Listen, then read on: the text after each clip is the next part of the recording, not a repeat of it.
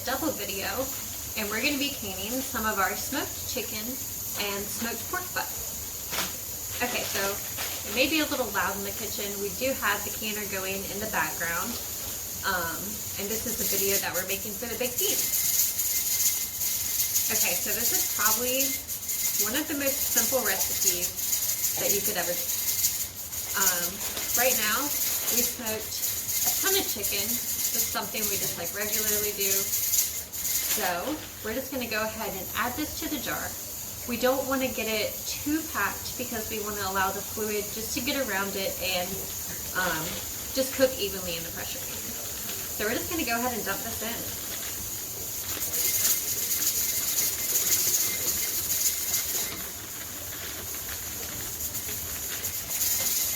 Right now, all my tools are in the dishwasher, so a wooden spoon. I'm going to use this in the place of my debubbler, and that's just fine. You just want something that isn't going to break your jar into your jar in any way. And really, you're probably fine using most anything.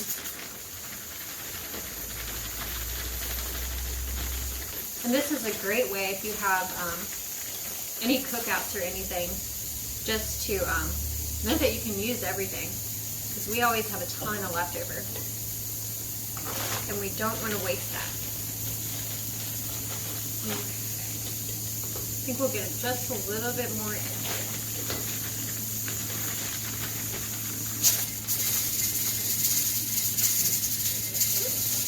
I have a little bone left over.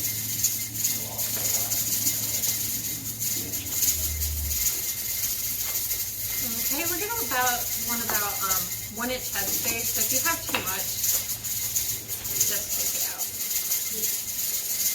And this is a recipe you always want to start with clean hands because you're probably going to need this. Right, and this is how simple this is. I'm just going to pour chicken broth over it.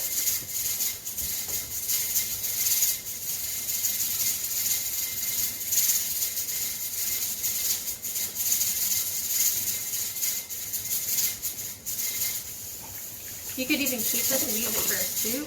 You could thicken the broth and use this as like a chicken and gravy over mashed potatoes with maybe some toast. That would be pretty good. And we're just going to debubble this just to make sure there's, you know, everything gets through and cooked evenly.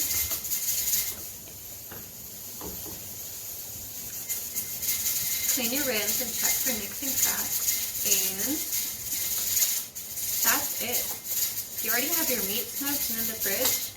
This is one of the simplest things you can do to preserve your food. Okay, and now we are going to do our pork butt.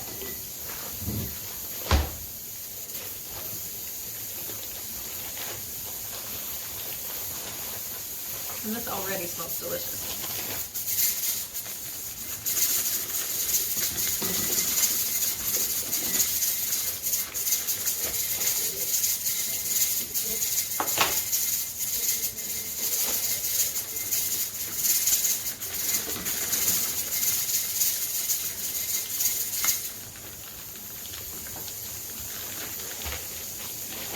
I think the hardest part about this is trying to actually get it into the jar.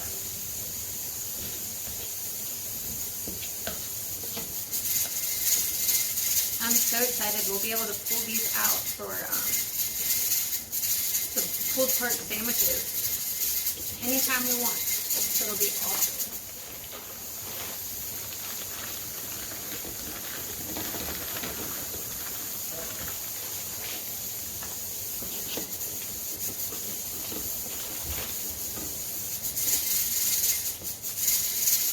Okay, and for the pork, we're going to use some beef broth.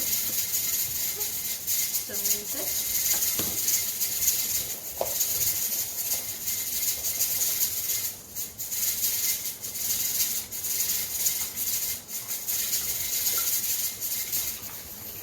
And you want about 1 inch headspace for this as well.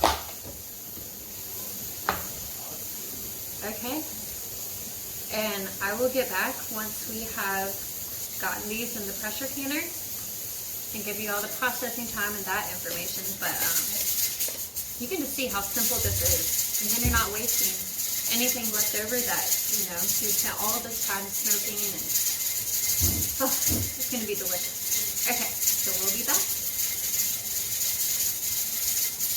Okay, so it was kind of loud in the kitchen with the pressure canner going for the baked beans, so we stepped into the pantry for a little bit. And I just wanted to kind of give y'all a pep talk. I know that when you first start canning, even water bath canning, it can be very, very nerve-wracking. Just wondering if your food's going to turn out, if you're going to make your family sick, your pressure canner exploding. I feel like these were definitely my worries too, and it held me back for a long time because I didn't want to try any of these things because, you know, you read all these stories and they're just horrible. But I can confidently say that, you know, once you get past the first time and you try it, and just everybody loves it, even if it doesn't work out. Everything you learned in that process, even with them failing, because, you know, everybody's has a good amount of batches that have failed for whatever reason. And that always makes the next batch better because you know what you messed up on. And as you saw today, doing the smoked chicken was so easy. And all this food was food that was just going to go to waste. You know, we've already eaten as much as we're going to eat of it, and it's just sitting in the fridge. Now we can say that, you know, we're going to can this and put this up and use it whenever we want. We can do pulled chicken or shredded chicken sandwiches. We could put it in a chicken tortilla soup. Anything. It'll just be so easy. It's already cooked. Alright, so I guess that's my pep talk for today. Never be scared to try. Only be scared of never trying, because then you're never going to have any results if you never try. Alright, well, we will be back and we're going to get this chicken and pulled pork in the canner. Okay. Okay, so since our pressure canner is already hot from doing the baked beans, we are going to fill the sink up with the hottest water that we can get. And we're just going to bring it kind of up to the metal. Since this is a pint jar, we'll do it by this. Or we'll measure it by the pint. But if we were just doing quart jars, we'd measure it by the quart jar. And this is just so the glasses don't get shocked, because that pressure canner, even once we turn it off, it's still going to be pretty hot once we pull those beans out. And we do not want our jars to break. Okay, so our meat is done and it is out of the pressure cooker. And I kind of just wanted to show you how far this meat actually has gone. So I got about like 2 medium-sized chickens, which were about like $5 to $6 a piece. And then I also got a pork butt to smoke, which was probably between like $15 and $18. So I spent somewhere around $30 on all of this meat. And we smoked it, and I think we probably served about 14 to 15 people with it. And then we ended up eating it again for probably about 3 subsequent meals. And then we even packed lunches with it as well. So all of that meat that we fed on for probably close to like 5 times, I guess. And then we still got enough to do 2 quart jars and a pint jar. And then I used all of those bones to make all of this chicken broth. And we have 5 quarts and 1 pint jar.